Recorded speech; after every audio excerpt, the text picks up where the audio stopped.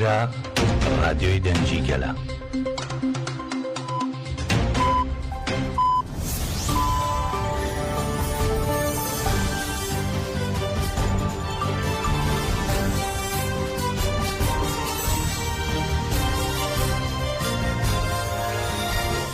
ئەم کاتتان باش بیسەرانی هێژە با یارمەتیە و کارانم لە ناوەندی هەواڵەکانی ڕادیۆ دەنگی گەل کەشتی هەواڵەکانی ئەم کاتژمێرەتان پێشکەش دەکەین. سیاسەتمەدارانی هەرێمی باسک لە چوارچێوەی هەڵمەتی ئازادی بۆ بەڕێز ئۆجەلان پەیامێکیان بڵاو کردەوە، وتیان ئۆجەلان پەیامبەری ئاشتیە بە هەموو شێوەیەک لەگەڵ تێکۆشانی ئازادی ئۆجەلان داین. هەڵمەتی نێونەتەوەی ئازادی بۆ بەڕێز ئۆجەلان لەسەر ئاستی نێونەتەوەی بەردەوامەوە بە هەموو شێوەیەک پشتیوانی لەوە دەکرێت. پێویست بەو هەڵمەتە پەرلەمانتارانی پارتی چەپی سربەخۆی ئیئەچ بیڵدۆ کە یەکێکە لە پارتە کاریگەرەکانی وڵاتی باسک بە پەیامێکی ڤیدیۆیی بەشداری خۆیان بۆ کەمپینەکە دەربڕی. یەکێک لە پەرلەمانتارانی ئیئەچ بیڵدۆ لە پەیامێکدا سرنجی خستە سەر گۆشەگیری ئیمڕاڵی و بادۆخی دژی بە مافەکانی مرۆڤ بەسپی کردووتی لێرەوە پشتیوانی خۆمان بۆ بەڕێز ئۆجەلان دەردەبڕین، چونکە ئەو پەیامبەری ئاشتیە و دووپاتی دەکەینەوە بە هەموو شێوەیەک لەگەڵی داین. دەبێت هەموو زیندانیانی سیاسی ئازاد ببن، بۆیە لێرەوە دەڵێن ئازادی بۆ ئۆجەلان. هەروەها پەرلەمانتارێکی هەمان پارت لە پەیامێکی ڤیدیۆی دیکەدا پشتیوانی خۆی و حیزبەکەی بۆ تێکۆشانی ئازادی گەلی کورد دەربڕی و دەڵێت ئازادی بەڕێز ئۆجەلانمان دەوێت بە هەموو شێوەیەک لەگەڵ تێکۆشانی ئازادی گەلی کورد داین. هەروەها سناتۆر و سیاسەتمەدارێکی دیکەی هەرێمی باسک و هاوکات وتەبێژی پارتی ئیئەچ بیڵدۆ ئاماژەی بەوەدا مافە یاساییەکانی ڕێبەری گەلی کورد با شێوەیەکی جددی پێشل دەکرێت و وتی بڕیارەکانی کۆنسەی مافەکانی مرۆڤی ئوروپا لە دادگاییکردندا بێلایەن نەبووە، بۆ جارێکی دیکە ڕای دەگەێنین لەگەڵ بەڕێز ئۆجەلان و گەلی کوردین هەم بە هۆکاری مرۆڤی و هەمیش لەبەر پشتیوانیکردن لە چارەسەری سیاسی پرسەکانی کورد داوا دەکەین بەڕێز ئۆجەلان ئازاد بکرێت.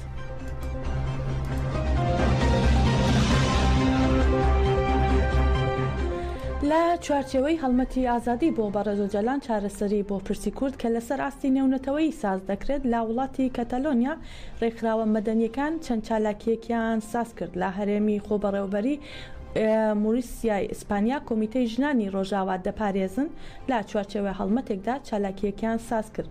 لەقی کۆنفدراسیۆنی کرێکارانی کردی گشتیش سەبارەت بە هەڵمەتی نێونەتەوەی ڕاگەیاندراوێکیان بڵاو کردەوە و ڕایانگەیان کە ئەوان پشتیوانی لە هەڵمەتی ئازادی بۆ بەڕێز ئۆجەلان دەکەن و باسییان لە گۆشەگیری سەرڕێبەری گەلی کورد کرد و وتیان ئازادی بەڕێز ئۆجەلان باواتەی چارەسەری ئاشتیانەیە یەکسان و سیاسیانەی پرسی کووردا.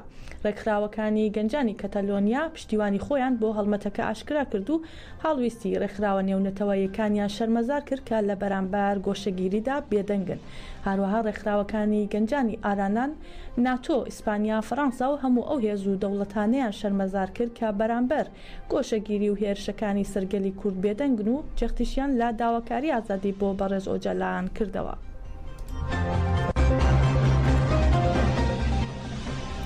کۆمەڵەی ژنانی ئازادی ڕۆژهەڵاتی کوردستان کەژار سەبارەت بە مانگرتنەکەی وریشا مرادی و زیندانی سیاسی لە زیندانی ئەوین ڕاگەیاندراوێکی بڵاو کردەوە. لە ڕاگەیاندراوەکەدا هاتووە وریشا مرادی دەنگی کۆمەڵگە و بەتایبەت ئەو ژنە ڕەنجدەرانەیە کە ڕۆژانە ڕوبەڕووی چەندین هێرشی ڕژیمی ئیسلامی دەبنەوە. خاوەنداری لە وریشە مرادی خاوەندارەتی لە دەنگی ئازادی ژنانە.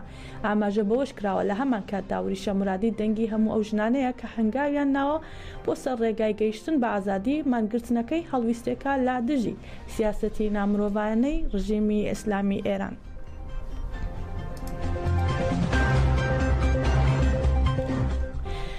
ناوەندی ڕاگەیاندن و چاپەمەنی هێزەکانی پاراستنی گەل هەپەگە لەبارەی چالاکیەکانی گەریلا و هێرشا داگیرکاریەکانی دەوڵەتی تورک و بەکارهێنانی چەکی قەدەغەکراوی کیمیایی لە دژی گەریلاکانی ئازادی ڕاگەیاندراوێکی بڵاو کردەوە. لە ڕاگەیاندراوەکەی هەپەگەدا هاتووە گەریلاکانی هێژاستار و هەپەگە لە ڕۆژانی 12 و 13 تەشرینی یەکەم 6 چالاکیان لە دژی سوپای داگیرکەری تورک لە گۆڕەپانەکانی بەرخۆدانی گردی بەهار، جودی و ئامێدی لە هەرێمی شەید دەلیلی ڕۆژاوای زاب، کردی شەید هێمن لە هەرێمی خواکورد، گۆڕەپانی بەرخۆدانی شیلازێ لە هەرێمی مەتینا و گۆڕەپانی سپیندار لە هەرێمی گارە ئەنجام داوە. هەپەگە ڕاشی گەیاندووە لە ئەنجامی ئەو چالاکیانەی گەریلا داگیرکەرێک سزادراوە، فڕۆکەیەکی بێفڕۆکە بەردەستکەوان خراە خوارەوە و 2 کامێرای چاودێریش لە ناوبراوە. هەروەها هەپەگە ئەوەشی خستوەتە ڕوو لا ڕۆژانیدا تا 13 تەشرین یەکەم تۆنەلەکانی گەریلا لا گۆڕەپانەکانی بەرخۆدانی گردی بەهار جارێک، گۆڕەپانی بەرخۆدانی گردی جوودی 7 جار و گۆڕەپانی بەرخۆدانی گردی FM لا هەرێمی شەهید دەلیلی ڕۆژاوای زاب بە تەقەمەنی قەدەغەکرا و بردومان کراون. هەپەگە ئاماژەی بەوەش کردووە لا ڕۆژانی 10 و 11 و 12 و 13 تەشرین یەکەم لە هەرێمەکانی خواکۆر گارا شەهید دەلیلی ڕۆژاوای زاب قەندیل و مەتینە باگشتی 32 جار ئەو شوێنانە با فڕۆکەی جەنگی بردومان کراون.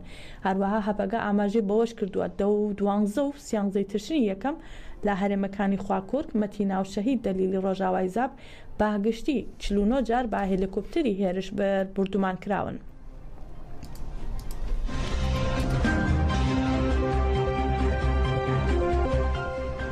ناوەندی ڕاگەیاندن و چاپەمەنی هێزەکانی پاراستنی گەل هەپەگە لە ڕاگەیاندراوێکدا ناسنامەی چوارگەری لای شەهیدی ڕاگەیان کە لە گۆڕەپانەکانی بەرخۆدانی گردی جوودی لە هەرێمی شەهید دەلیلی ڕۆژاوای زاب شەهید بوون.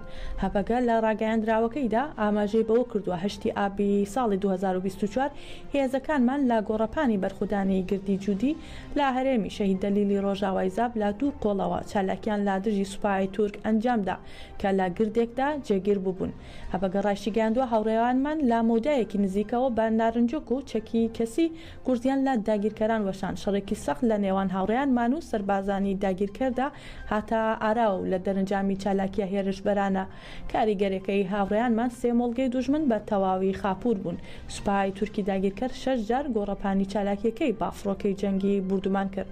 لە کۆتاییشدا هەپەگە دەڵێت لە ئەنجامی شەڕ و بردومانەکەدا لە ڕۆڵا فیدایەکانی گەلەکەمان هاوڕێیانمان ئاگر چەکدار بەستا ئاگر ئاسمین سەید و جەماڵ دەیرەزور شەهید بوون.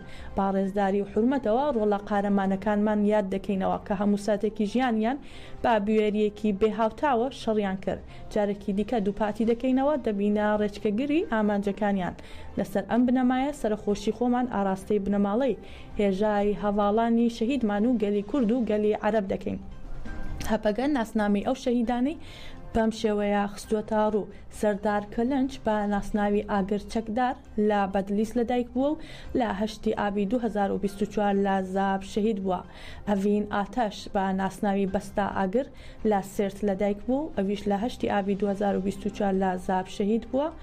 هەروەها زەهرا ئەنگای بە ناسناوی ئاسمین سەید لە ئامەد لەدایک بووە و لە 8 ئابی 2024 لە زاب شەهید بووە و بەشار ساڵح بە ناسناوی جەمار دەیرەزور لە دەیرەزور لەدایک بووە و ئەویش هەر لە هەمان ڕێکەوتدا شەهید بووە.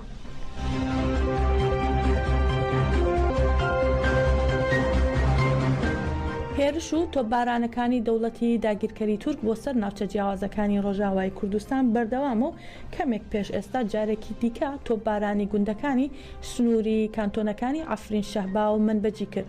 بە پێی سەرچاوەکانی ئاژانسی ئەنها دەوڵەتی تورک تۆپبارانی گوندەکانی حەساجیک، وردیە، حەسین، خەرنەیتا و ئێلی قڕی لە کانتۆنی ئافرین شەهبای داگیرکراو کرد. لە لایکی دیکەشەوە سوپای داگیرکەری تورک و چەتەکانی بە گول لە هاوەن و تۆپبارانی گوندەکانی ئەوندادت هۆشەری و تۆجاری لە کانتۆنی منبەجی کردووە. تا ئێستا زیانەکانی ئەو زنجیرە تۆپبارانە نەزانراوە. تەیف سامی وەزیری دارایی عێراق دەڵێت هەرێمی کوردستاندا داهاتی نەوتی ڕادەست نەکردووە و 13 تریلیۆن دیناریش قەرزارە. لێژنەی دارایی ئەنجومەنی نوێراناری عێراق میوانداری تەیف سامی وەزیری دارایی و بەڕێوەبەرانی بودجە و ژمێریاری و سەرۆکی دەستەی گشتی باجەکان و سەرۆکی دەستەی گومڕۆکی عێراقی کرد بۆ گفتوگۆکردن لەبارەی سیاسەتی نەختینە و میکانیزمەکانی پارەدارکردنی بودجەی فێدراڵی. وەزیری دارایی لە کۆبوونەوەکەدا ڕایگەیاندووە لە دوای دەرچوونی بڕیاری دادگای باڵای فێدراڵی بۆ خەرجکردنی موچەی موچە خۆرانی هەرێمی کوردستان داهاتی نەوت لەلایەن حکوومەتی هەرێمی کوردستانەوە نەدراوە.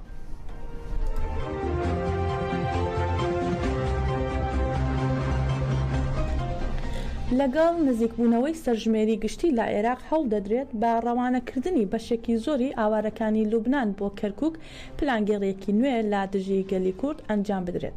بەشێکی ئاوارەکانی لوبنان کە لە عێراقن هەوڵ دەدرێت ڕەوانەی کەرکووک بکرێن. ئەمەش مەترسی لەسەر کورد لە کەرکووک دروست دەکات و بەوتەی کەریم نووری بریکاری ئیداری وزارەتی کۆچ و کۆچبەرانی عێراق هەماهەنگی هەیە خێزانە ئاوارەکان لە کەمەکاندا دەژین بەشداری پرۆسەی سەرژمێری بکەن.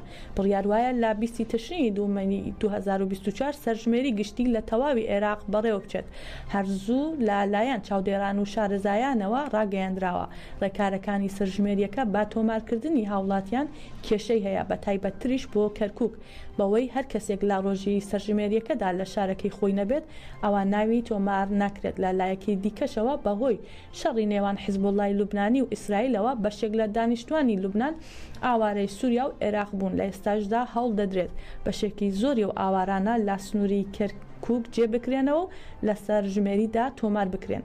بۆ جێکردنەوەی ئەو ئاوارانەش لێژنەی باڵای ئەمنی کەرکووک لە کۆبوونەوەی خۆیدا جەختی لە پێشوازیکردن لە ئاوارەکانی لوبنان کردووە.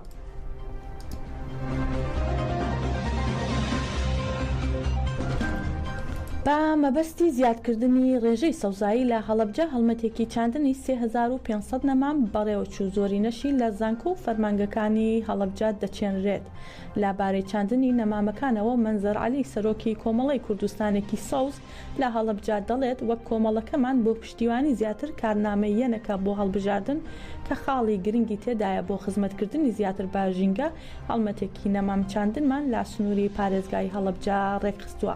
ئاماژەی بەوەش داوە لا چوارچێوەی هەڵمەتەکەدا 3500 دار و نەمام دەچێنن بۆ ئەوەی ڕێژەی سەوزاوی بە تەواوی لا سنوورەکەدا زیاد بکرێت.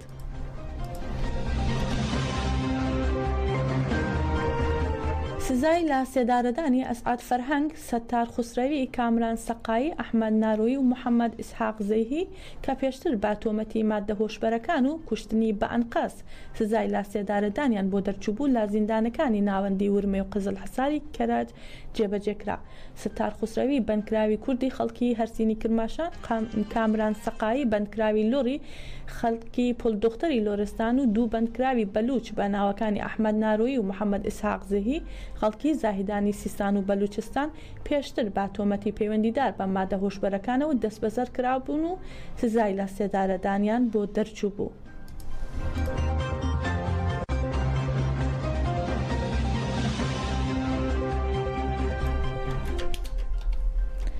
دەستەی پەخشی ئیسرائیل ڕایگەیاند لەسەر داوای جۆ بایدن سەرۆکی ئەمریکا ماوەی 3 ڕۆژە ئیسرائیل هیچ هێرشێکی موشکی نەکردوتە سەر خاکی لوبنان و لە کۆتا هێرشدا بەرپرسێکی باڵای حیزبوڵڵا بە ئامانج گیراوە. هاوکات ڕۆژنامەی تایمزۆفی ئیسرائیل بڵاوی کردوتەوە. بایدن داوای لە نەتەنیاهو کردووە هێرشەکان ڕابگرێت. لە هەفتەی ڕابردووشدا تەنها 2 هێرش ئەنجام دراون.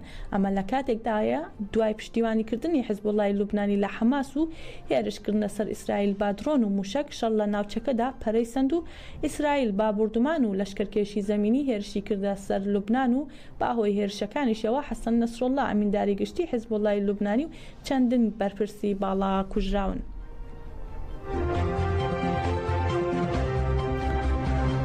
بەڕێزان هەواڵەکانمان پێشکەشکردن بمێنن لە خۆشیدا.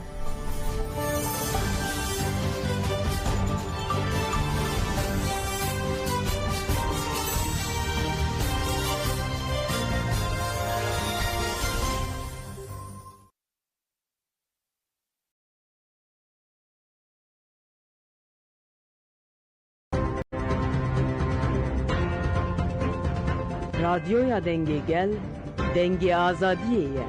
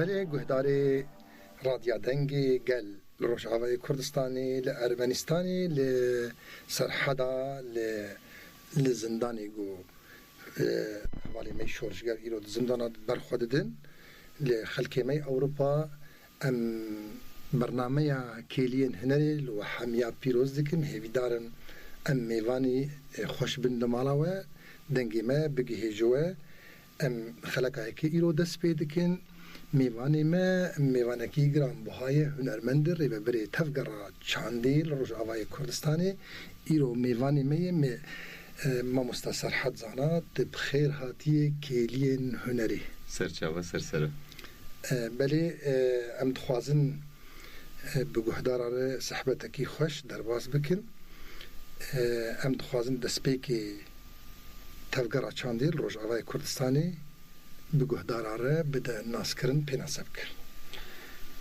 بله دم کرته 45 دقیقه یعنی ام حول بدن دمکی ولو کرته ام پیناسه تفگره چانده و خباتن که تینه کرن ام جگو دهروان خورا و بیجن گو دهروان می دنگی رادیوی گل را پار و بکن بریم در باس ببین از تخواز من اکسلاوه بشینم بله دست بکی